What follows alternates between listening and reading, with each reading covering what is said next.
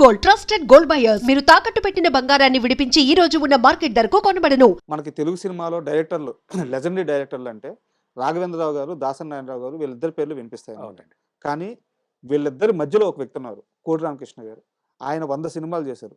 వీళ్ళిద్దరూ ఎలాంటి హిట్లు ఇచ్చారో అంతే స్థాయి హిట్లు ఇచ్చారు. వీళ్ళిద్దరి నీడ వల్ల కోడి రామకృష్ణ గారికి రావాల్సినంత పేరు రాకుండా పోయిందా? అదైతే చాలా మంది అంటారండి. అది కూడా కొంతవరకు వాస్తవం. అంటే వాళ్ళ నీడని కాదండి, వాళ్ళ నీడ అనేది అంటే వాళ్ళిద్దరి నీడ చాలా పెద్దదైపోయింది ఇండస్ట్రీ. అవునవును, వాళ్ళు మరి నిజంగానే లెజెండ్స్ కదండి. ఇప్పుడు మా గురువు గారి కంటే కూడా వాళ్ళు చాలా ముందు నుంచి కరెక్ట్ కరెక్ట్ వాళ్ళు చాలా పెద్ద లెజెండ్స్ కదా. ఆ తర్వాత జనరేషన్ కదండి కరెక్ట్. ఆయన. ఆయన కాబట్టి శిష్యుడే కదా, దాసరి గారి దాసరి గారి శిష్యుడే కదా ఆయన. కాబట్టి కాకపోతే మా గురువు గారు కూడా ఆయన గురువుకు తగ్గ శిష్యుడే ఈయన. ఆయనకి అంటే ఆయనకు ముందు నుంచి కూడా దాన్ని ప్రొజెక్ట్ చేసుకోవడము లేకపోతే దాన్ని అవన్నీ ఆయనకి లేదండి. సినిమాలు చేసేయడం అంతే, సినిమాలు చేసేయడమే. తర్వాత ఆయన ఎప్పుడు కూడా నేను ఇంత హిట్స్ ఇచ్చానో లేకపోతే నేను ఇంత గొప్ప దర్శకుడున్నానో అనే ఒక్కసారి కూడా ఆయన అనుకున్నది కానీ ఎప్పుడు ఆయన గొప్పతనం గురించి చెప్పుకోవడం కానీ అది ఎప్పుడు లేదండి. ఆయన ఎప్పుడు చాలా సామాన్యంగా అందరితోటి మామూలుగా ఉండేవారు. మీకు ఆయనతో ఒక 2 రోజులు ట్రావెల్ చేస్తే ఆ టైంలో వాళ్ళందరికీ అనిపిస్తుంది అనమాట, ఈయన 100 సినిమాలు చేసిన డైరెక్టర్, ఈయనేంటి ఇంత సాధారణంగా మాట్లాడుతున్నారు, ఇంత సాధారణంగా ఉన్నారు అనిపిస్తుంది. అంత మామూలు పర్సన్ అండి ఆయన. అయితే ఏంటంటే ఇండస్ట్రీ పరంగా అయితే ఆయనకి దక్కాల్సినంత గౌరవం మాత్రం రాలేదేమో అనేది నా అభిప్రాయం కూడా కదా. 100% అండి. ఎందుకంటే నేను ఎన్నోసార్లు చెప్పానండి, ఇప్పుడు కూడా చెప్తున్నాను, నా వయసుకి నా అనుభవానికి సినిమా ఇండస్ట్రీలో నేను అసిస్టెంట్ డైరెక్టర్ గారి నుంచి ఇప్పుడు యాక్టర్గా నా ప్రయాణంలో అంతటి టాలెంట్ ఉన్న వ్యక్తిని నేను మరొకరిని చూడలేదండి. ఇక ముందు చూస్తానో లేదో నాకు తెలియదు, ఈ రోజు వరకు నేను చూడలేదు. ఏది మీకు ఏ విషయంలోనైనా ఆ సినిమాకి సంబంధించిన విషయాల్లో.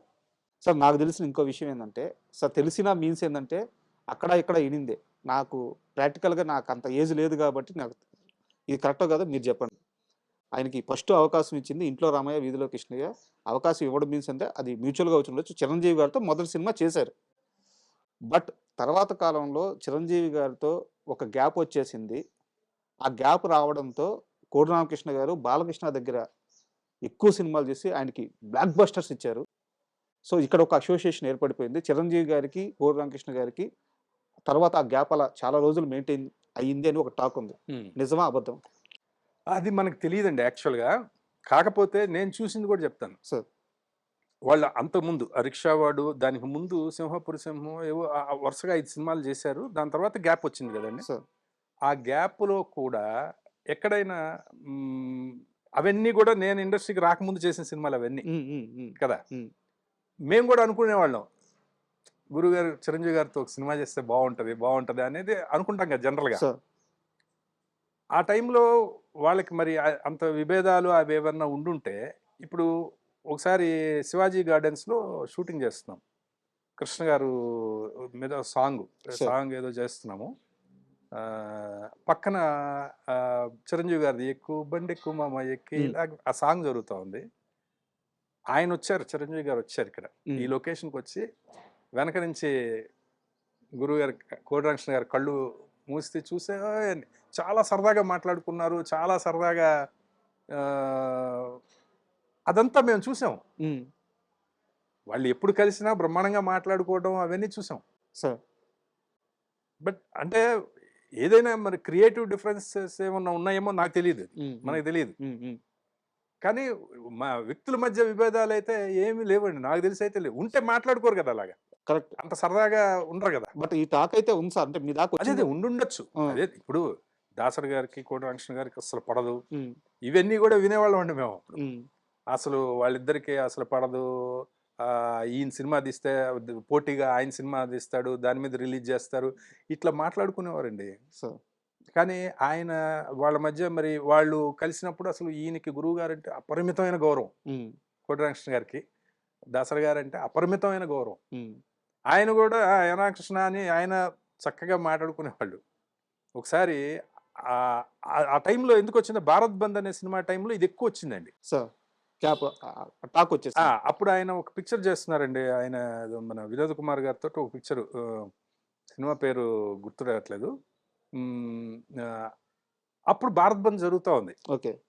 జరుగుతూ ఉన్నప్పుడు ఒకళ్ళొకళ్ళు మీద పోటీగా సినిమా చేస్తున్నారు అనేది ఎక్కడో వచ్చింది. మేము కూడా ఎక్కడన్నా కనిపిస్తే మిగతా డైరెక్టర్స్ అసిస్టెంట్ వాళ్ళు అడుగుతూ ఉండేవాళ్ళు, ఏంటి ఇలాగా పోటీ అంట కదా, ఇద్దరికి గొడవ అంట కదా, అది ఇది అని అడుగుతూ ఉండేవాళ్ళు.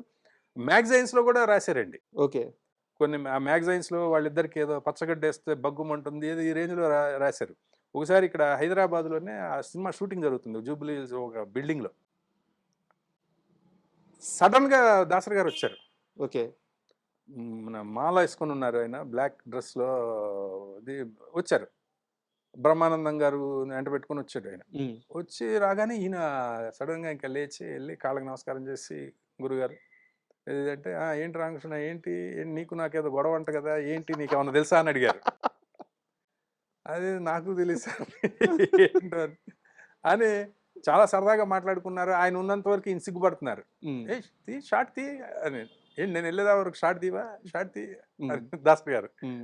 ఈయన సిగ్గుపడుతూ ఈయన మన బాబు మోహన్ గారు ఆ సీన్ ఏదో చేస్తున్నాం, ఆయనకంతా యాక్టింగ్ చెప్పి చూపించి అది ఇది చేసిన తర్వాత ఆయన అన్నారు, రామకృష్ణ చేసిన దాంట్లో సగం చేస్తే చాలా మీకు చాలా పెద్ద పేరు వచ్చేస్తుంది అని.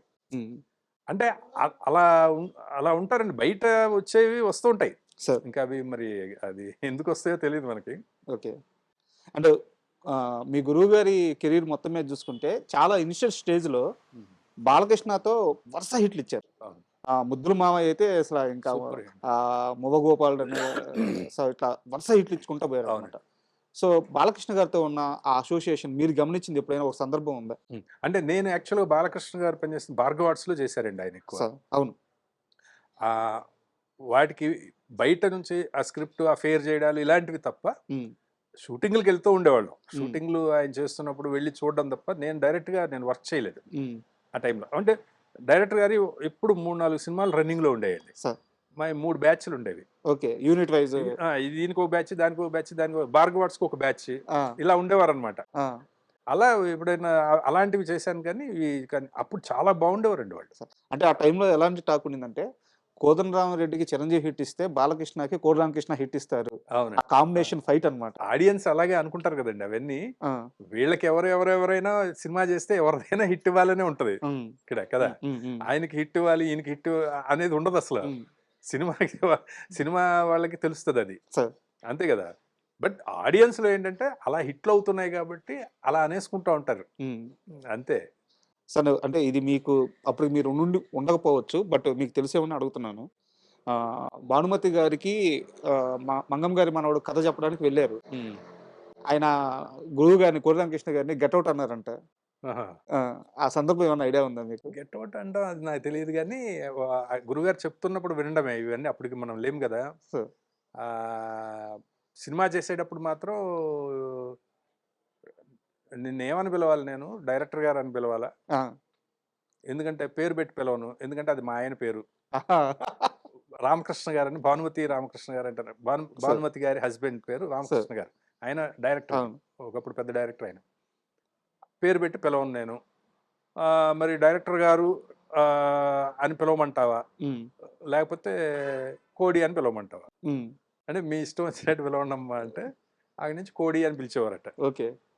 అది చెప్పారు డైరెక్టర్ గారు చెప్తుంటే విన్నా. అంటే నాకు